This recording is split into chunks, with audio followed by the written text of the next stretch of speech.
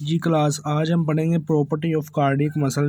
Cardiac muscle की property कौन सी है। तो पहली प्रॉपर्टी है उसकी नेचर क्या होती है। तो कहता है कार्डियक मसल्स इनवॉलंटरी, यानी कि अपनी मर्ज़ी से काम ना करना, यानी कि वो हमेशा जो है वो हरकत करते रहते हैं, चलते रहते हैं। इन फंक्शन है स्ट्रेटिफाइड, स्ट्रेटिफाइड यानी नालियों वाला, उसके ऊपर नालियाँ बनी होती हैं, इस तरह का उसके जो है वो मास है। इन्हें पे cardiac muscle as a syncytia, syncytium क्या होता है, कहता है कि which when a number of cells function as a single unit whole functional unit is called functional syncytium. The heart is compose of two different syncytia, दो तरह के syncytia होते हैं, कहते हैं कि atrial syncytium and ventricle syncytium. Automaticity और rhythmicity, rhythmicity और ऑटोमेसिटी क्या है।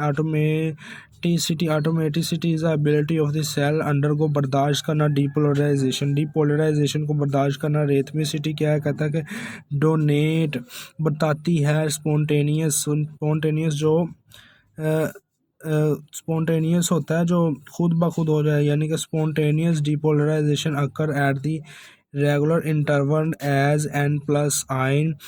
जैसे एज यानी कि उसने मिसाल दी as N plus ion are leak to SA node, SA node में जो है वो लीक होते हैं फाइबर, एसे नोड फाइबर में डेड काज डीपोलराइजेशन, और ये डीपोलराइजेशन है। एक्शन पोटेंशियल, एक्शन पोटेंशियल से होती है ये एट द रेगुलर इंटरवल, और रेगुलर इंटरवल से होती रहती है। फिर वो कह रहा है कंडक्टिविटी, कंडक्टिविटी क्या है, कहता है कि this is the transfer of the cardiac impulses from sino atrial node, यानी कि सीनो आर्टरियल नोड यानी कि SA node fibre to all cardiac muscle, to all cardiac muscle तक।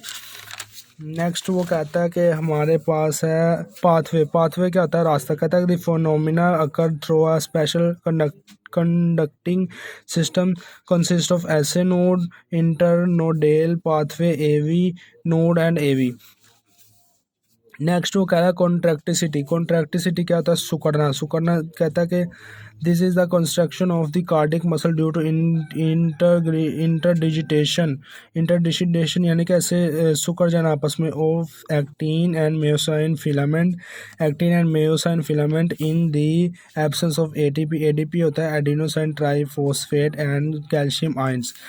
वो कह रहा है नेक्स्ट जो है वो रिफ्रैक्टरी पीरियड, रिफ्रैक्टरी पीरियड क्या होता है, this is the time period during which an already excited cardiac muscle do not re excited by a normal stimulate.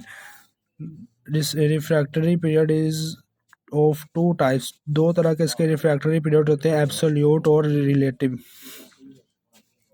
फिर वो कह रहा है ऑल और नथिंग, ऑल और नथिंग क्या है कि the cardiac muscle fibre do not contract if the stimulate in subtraction, यानी कि नीचे वाले दरवाजे पर ये जो है वो नीचे वाले दरवाजे पर ये नीचे वाले दरवाजे पर ये नहीं होते स्टिमुलाई, दीज विल कॉन्ट्रैक्ट ये सुकड़ते हैं with constant stretch if the stimulate, अगर इसको स्टिमुलेट किया जाए एट द अबव और ऑन द ट्रेशन, यानी दरवाजे के ऊपर या दरवाजे पर जो है वो स्टिमुलाई किया जाए।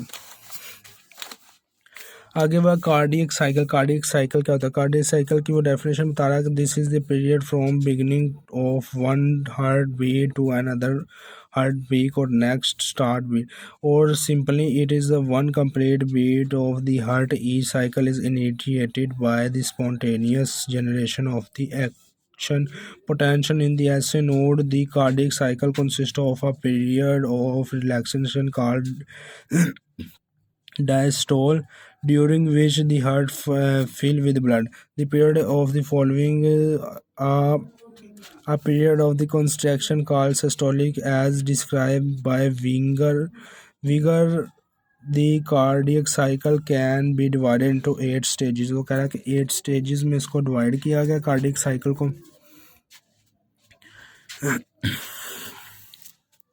तो कौन कौन सी 8 स्टेजेस, ऑल स्टेजेस जो है वो all stages of the cardiac cycle occur in only 0.8 second. तो वेंट्रिकल सिस्टोल और वेंट्रिकल डायस्टोल, वेंट्रिकल सिस्टोल कहता है कि in volumetric construction of the ventricle, in volumetric construction of the ventricle. तो maximum ejection phase, reduce ejection phase, total time, फिर ये numbering है, कहता है कि 0.05 सेकेंड, 0.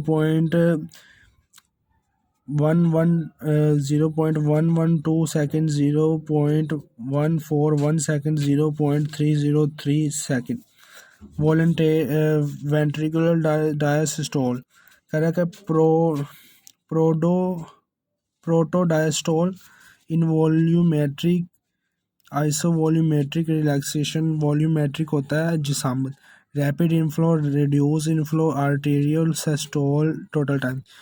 तो ये नंबरिंग आ गया 0.033 second, 0.071 second, 0.110 second, 0.161 second, 0.120 second, 0.495 second.